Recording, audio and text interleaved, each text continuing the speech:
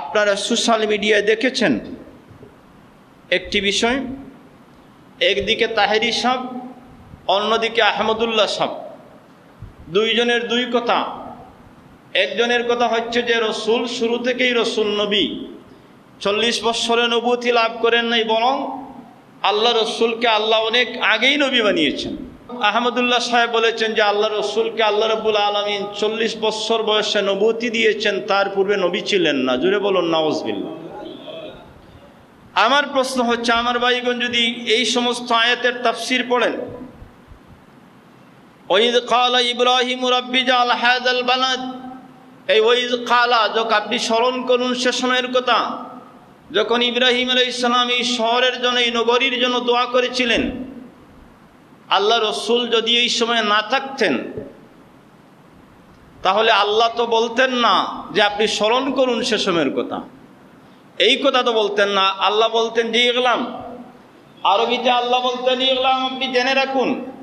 আল্লাহ এভাবে বলেন নাই ওয়াইদ ক্বালা ইব্রাহিম, ওয়াইদ ক্বালা ইউসুফ, যেখানেই রয়েছে সেখানে আল্লাহ রাব্বুল আলামিন স্মরণ করিয়ে দিচ্ছেন, হ্যাঁ রসুল আপনি স্মরণ করুন সেই সময়ের কথা যখন ইব্রাহিম আলাইহিস সালাম দোয়া করেছিলেন। তার মানে আপনি তখন ছিলেন, আমি আল্লাহ আপনাকে ওই সময়কার কথাকে স্মরণ করিয়ে দিচ্ছি। জুড়ে বলুন সুবহানাল্লাহ।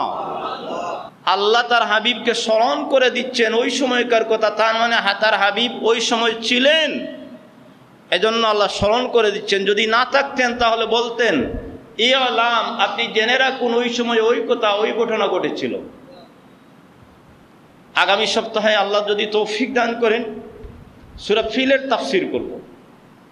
এখানেও আল্লাহ তার হাবিবকে বলেছেন আলাম তারা, আপনি কি দেখেন নাই?